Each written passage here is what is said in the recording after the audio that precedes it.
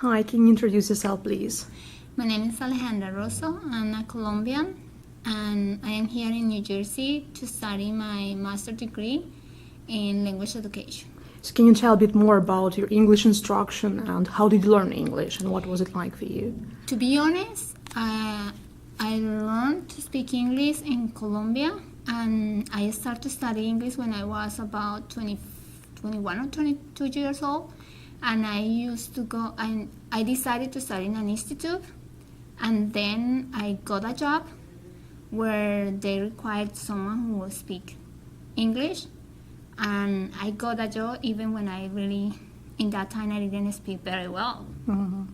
And what difficulties did you have and where did you learn English and how? I think one of the major difficulties to learn English is that sometimes you don't find teachers or someone who really help you to understand before to learn the structures and everything, and just get involved or interested in learning. Because in my case, since I studied English in high school, I hate English. And what made you hate it? What made me hate English was that I wasn't able to write a simple word, and I feel like, why I can do that? And I feel if I was able to learn mathematics and other subjects, I feel like, why I can learn English? So it was for me to learn English was a the risk or doing something that someone told you you are not able to do. So there was no motivation to do that? At the beginning, no. Back at school? At the end, I discovered that for me it was if I am able to do something hard as math, I can learn to speak English. That was my idea. What changed that for you? How did you find that motivation to change your learning? I went to a classroom in the institute, and I remember that one teacher who was native speaker, one day he helped me to understand a simple sentence, and it was amazing to discover that I was able to understand, and then I was able to write. So from that day I was I want to learn English. So there was a particular teacher that helped to change the situation? That experience, I think, that he really, because he was they always teach you grammar, but that day I was able to understand that grammar when he used an expression and helped me to understand that. So I was like, oh, this is life for me. It was something like this. So there was a lot of focus on grammar then? Usually in the institutes, most of the time they just teach you grammar. And what about speaking? Because some people, and a lot of people, struggle with speaking. And what about that? I think at least when I have the experience, most of the time they don't create activities that force you to use the English. So the advantage in my case was that I got a job, and because in that job I was supposed to speak with only foreigner students, I was able to develop that skill. But when I got the job, I was kind of lucky because they made an interview in Spanish, so I was able to get a job. Then I realized that I got experience speaking English, because everyone said to me, you can help international students. I was, no, I can help them, just send them. And I started from help to, can I help you? So that was a good experience for me, and that helped me a lot. And what is your general attitude to English in your home country? Is there a lot of motivation, desire to learn, or people don't really want to learn English? Nowadays, people have to learn to speak English, and before to finish their bachelor degree, they have to prove that they not only have knowledge to take a test, but also that they are able to speak and use the language to communicate. So nowadays, you can find a lot of schools where you can learn English, but before it was just a grammar class. And how do you feel being here in America? What difficulties did you have linguistically, culturally, and? I think at the beginning, one of the most difficult things that someone has to face is that culture. Sometimes you are not gonna have some Native American people telling you, oh, you better say this, because most of the time they will be like, they feel kind of ashamed to correct you. So just like, whatever you are saying, nobody's gonna correct you. But if you go to an institute or you go to learn English, and you have tutors or someone that you can, you will be able to ask, you will be able to discover that whatever you know, it's right or it's not, and you will be able to correct your mistakes. But you still get to use Spanish here because there is a huge Spanish community, Spanish-speaking community here in the United States. I think it's something that at the beginning is not like this is not the best area to come to live if you really want to learn to speak English. But for me, it was an opportunity to find ways to get in contact with people who was interested to learn Spanish. So that was the way I get involved. And it's kind of depend of how you manage this area, you can get what you really are looking for.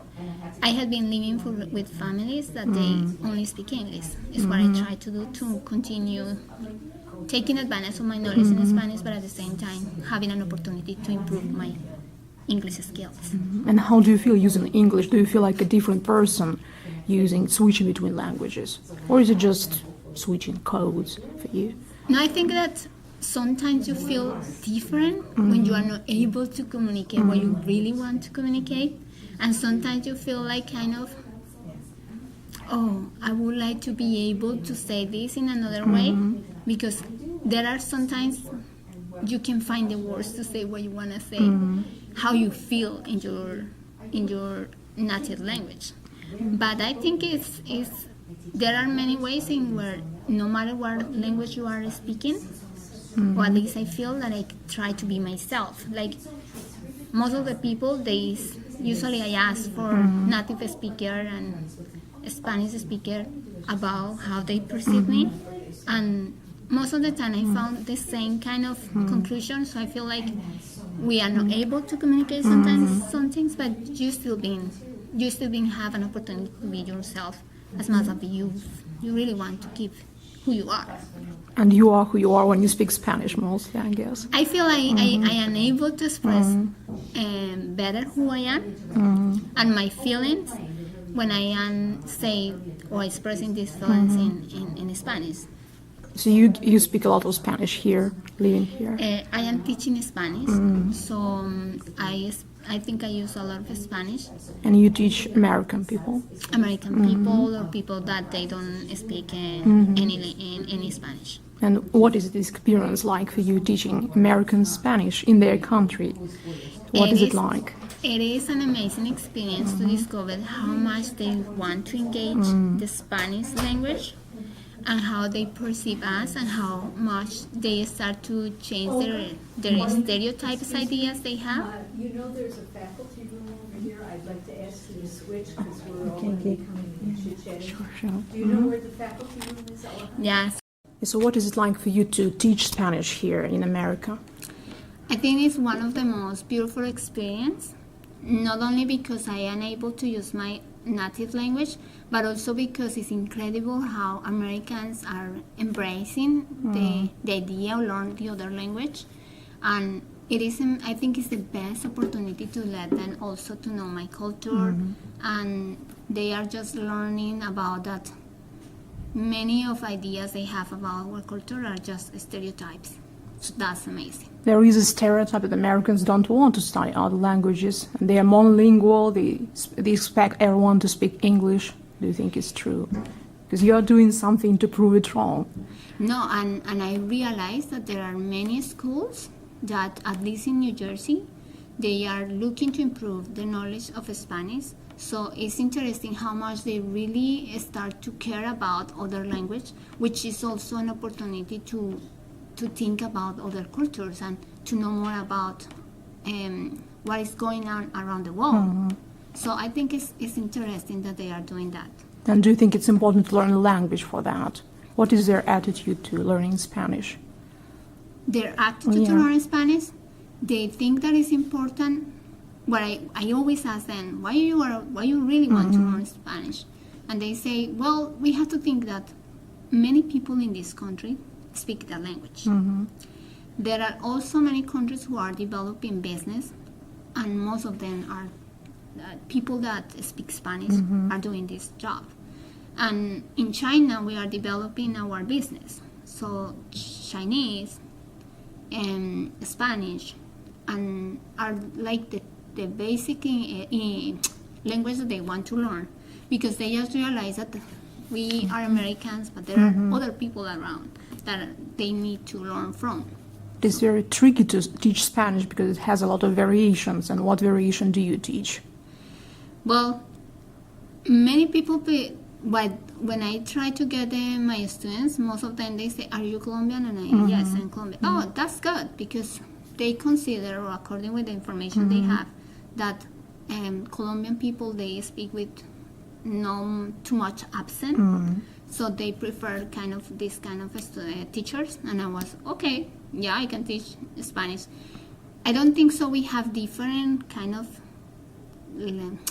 language. What we have is like different kind of accents and different kind of words we use. But most of the time we are able to realize or to teach that in Colombia you use this word, in other countries use that word. But in general, we can understand each other using the general English that we use. So you would say you teach standard Spanish, Yeah. not a particular variation of Yes. that. And what other languages can you speak and maybe you won't learn? I was living in Israel, and I took Hebrew classes for about 3 months, and it was an amazing experience. I was able to read the Bible.